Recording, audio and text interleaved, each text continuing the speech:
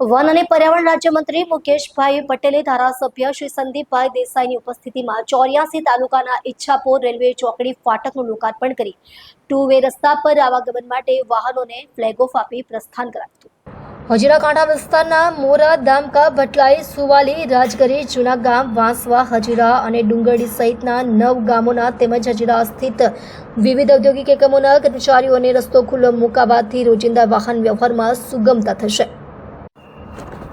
આ પ્રસંગે વનમંત્રીશ્રીએ જણાવ્યું કે 40 વર્ષનો બંધ રસ્તો ફરી ખુલ્લો મુકાવાથી ટ્રાફિક અને અકસ્માતની ગંભીર સમસ્યાથી લોકો વાહન ચાલકોને મુક્તિ મળશે। ખાસ કરીને રાત્રિના સમયમાં ભારે વાહનોને કારણે થતા અકસ્માતમાં ઘટાડો થશે।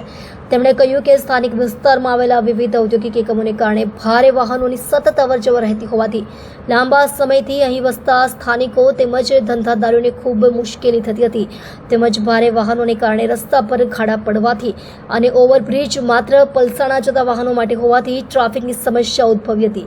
નેશનલ હાઈવે ઓથોરિટી, રેલવે વિભાગ, વિવિધ ઔદ્યોગિક એકમો તેમજ સુરત મહાનગરપાલિકાના સહયોગથી આ રસ્તાને ખુલ્લો મૂકવાથી બંને બાજુનો રસ્તો પુનઃ કાર્યરત થયો છે। એમ જણાવી આ તમામ વિભાગોને લોક સમસ્યાના ઉકેલ બદલ અભિનંદન આપ્યા હતા। આ પ્રસંગે 84 તાલુકા પંચાયત પ્રમુખ તૃપ્તિબેન પટેલ, સંગઠન મહામંત્રી Kishanbhai Patel, traffic ACP Shri Moin Shaikh, Ichchhapor PSI Shri A C Gohil સહિત ગ્રામજનો ઉપસ્થિત રહ્યા હતા।